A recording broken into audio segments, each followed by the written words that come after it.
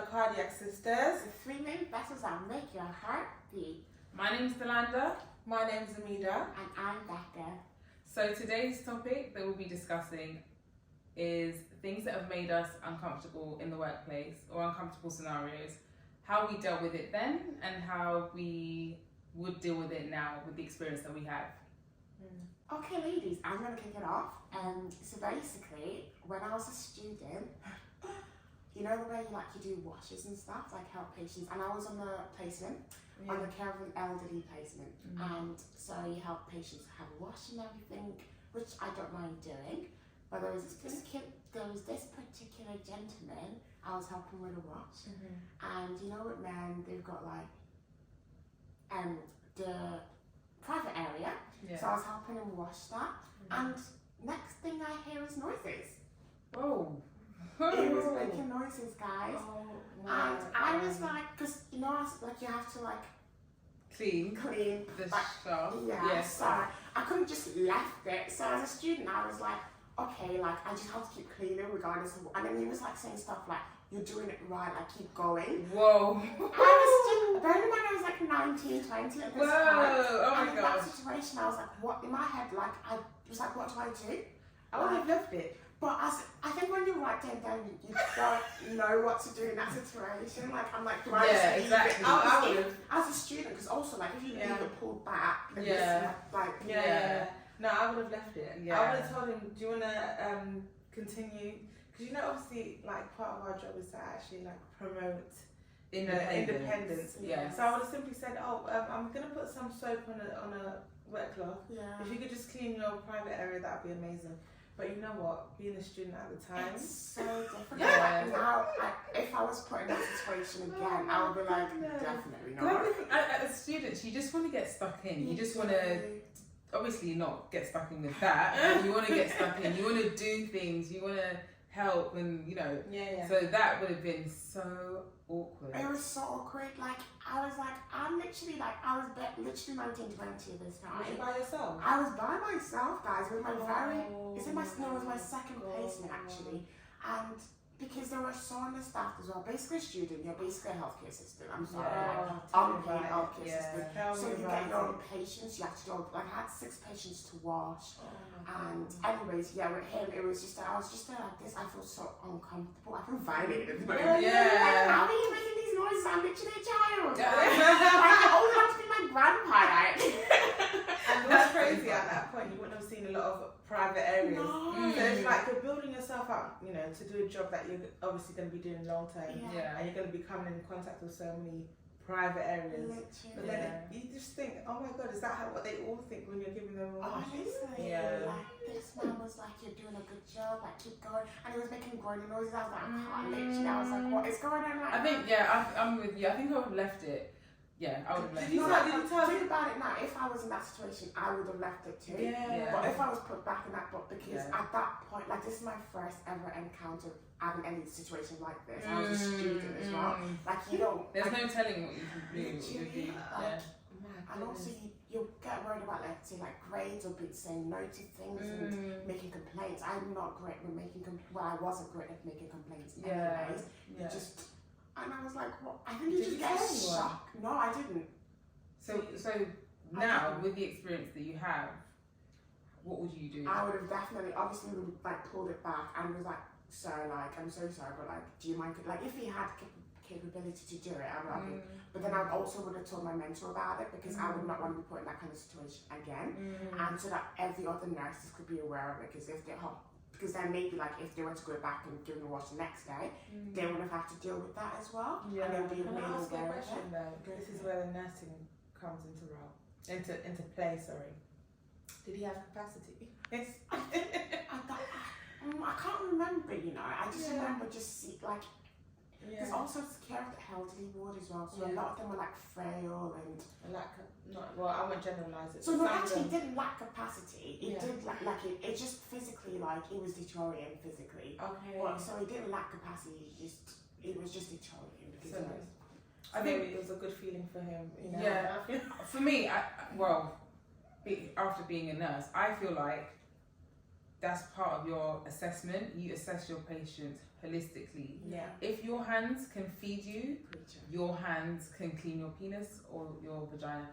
The thing is, sometimes with women, I tend to be a bit more, laxed in the sense that I understand that there's folds and creases and blah blah blah. So you may need to give them more assistance. Yeah.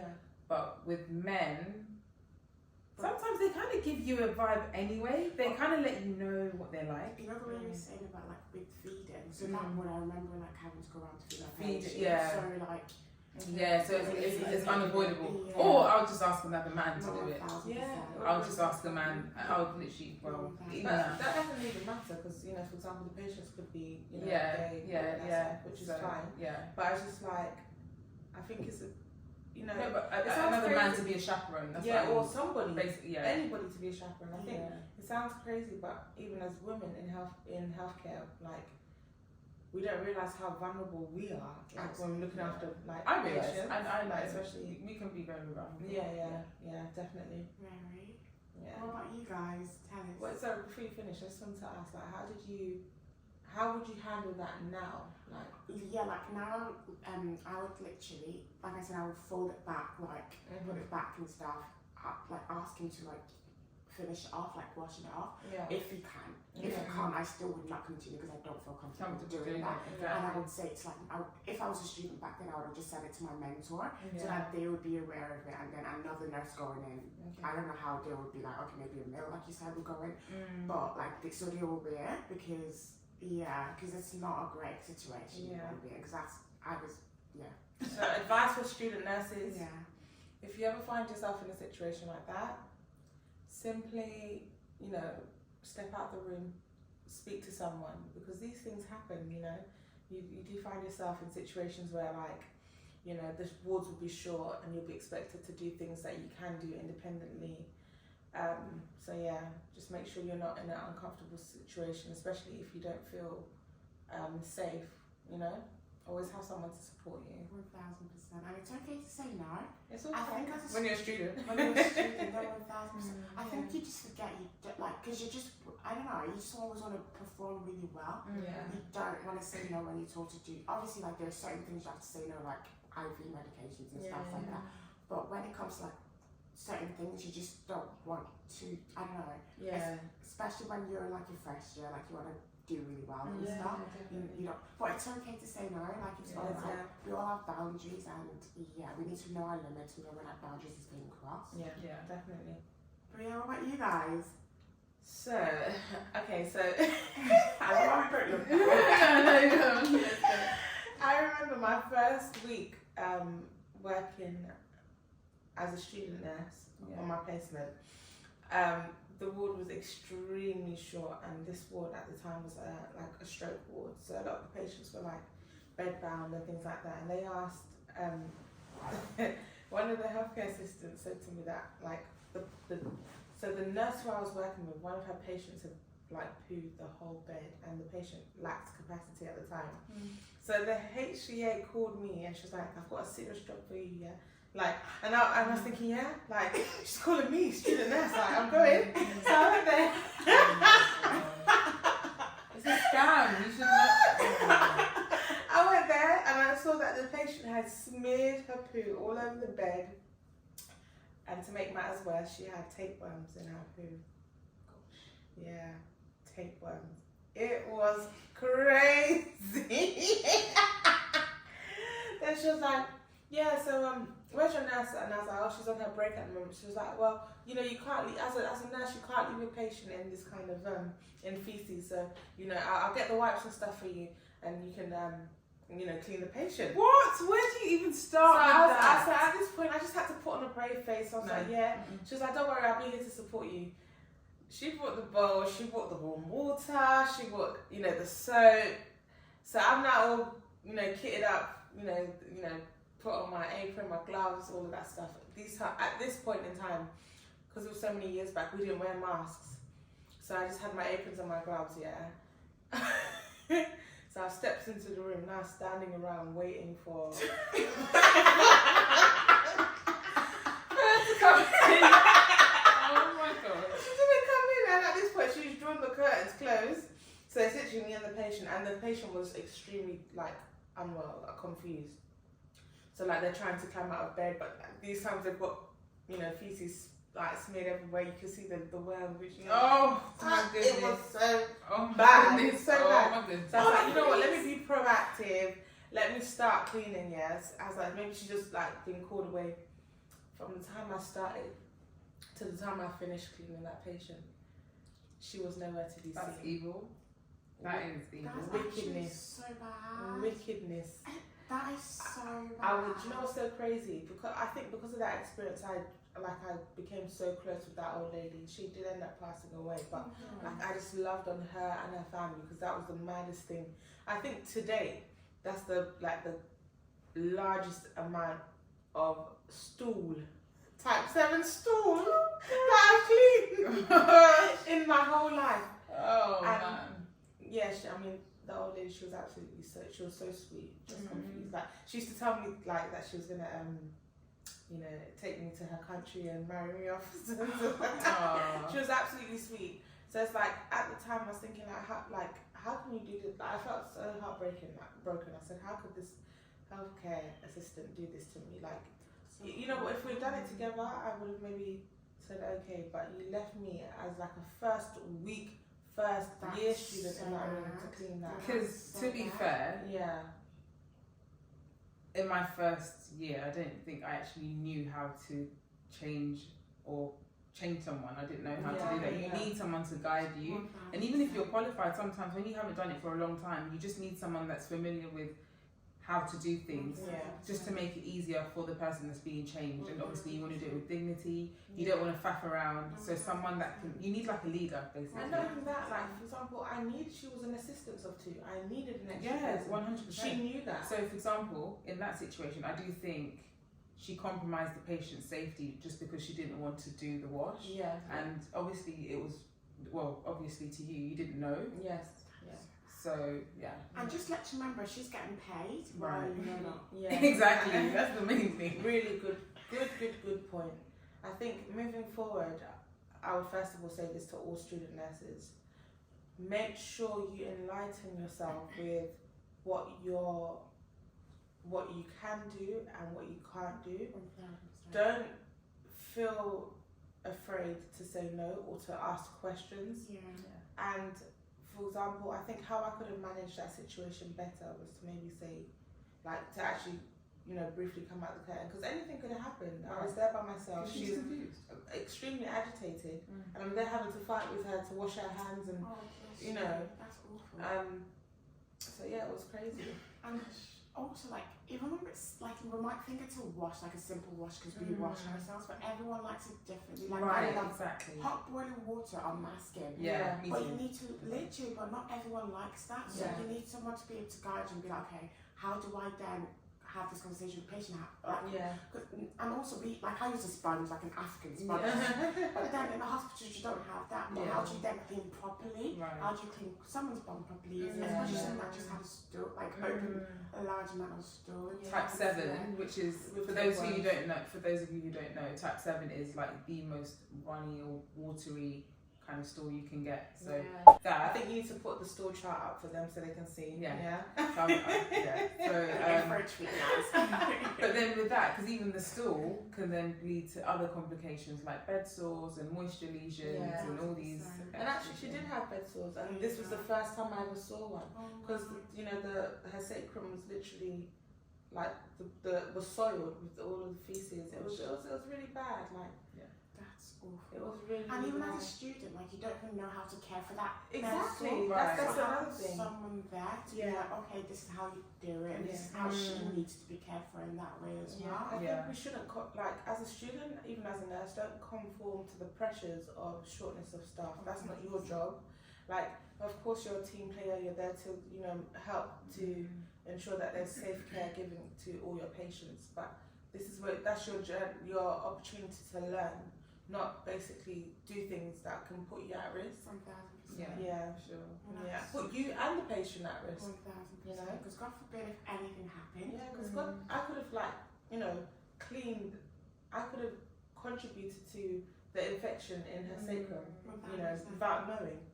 And then on top of it, how good did I use my universal precautions? I don't know. Like, I just had gloves. Did I change my gloves? Did I wash my hands? Like, the first week of placement. That's awful. That's actually awful. Telling you, I've got, oh my goodness. No, I'm so sorry I had to go through that. I'm so Don't fall for it, guys. Literally. Oh my God, how about you, sis? So, like, going back now, like, what would you do differently? Would you say? I would, first of all, ask them what it is. If someone calls you for anything, ask what it is, and then, for example, if as a student nurse, you should be working supernumerary under somebody, under a nurse. Correct. So be like, is it okay if I just check with my nurse? And then ask questions. Be like, is it? And then, you know, it's not disrespectful. You can simply say to the nurse you're with, I've just been asked by so and so to assist with a wash. Is it possible for you to help me, or am I allowed to go and do it? Be safe. Better to be safe than sorry. You said assist with a wash, girl. You weren't assisting. You were I doing did the the wash. wash. I did that. Yeah, I doing the But you know, I'm not gonna lie, I was so proud of myself because and the thing is, I made sure I cleaned her, like, you know, it must have took me about an hour to think that lady was sometimes can happen. to think that lady did not come in the room once during that time I was cleaning that patient. That's really bad. That is so bad. I suffered. My situation that I had was, I had this lady who wanted to go off the ward. Unfortunately, she couldn't because she was diagnosed with triple vessel disease.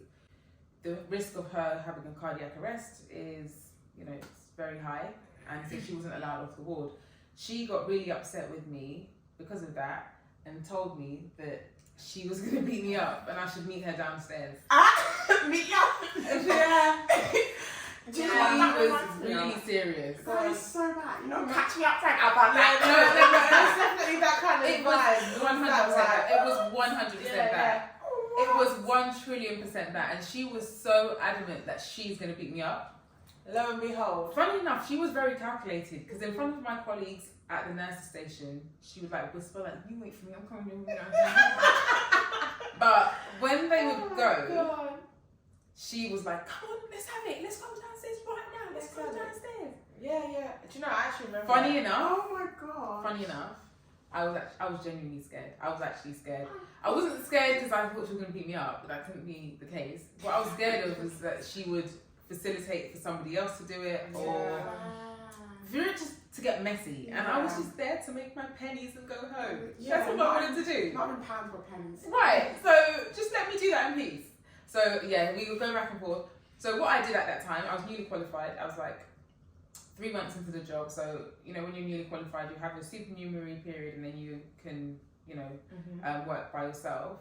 And it was very busy, very short. I called my sister because, we're sisters. Talk to me. I talk back. So she works downstairs and I called her and I remember just like, "Oh, this lady said you're going to beat me up." I'm coming. And literally, she did come. And, you know, so the nurse in charge was busy on the other end of the ward. And I didn't want to make a song and dance, but at the same time, I was actually really scared. And, just a disclaimer, I was just there to reassure her. She wasn't going to back.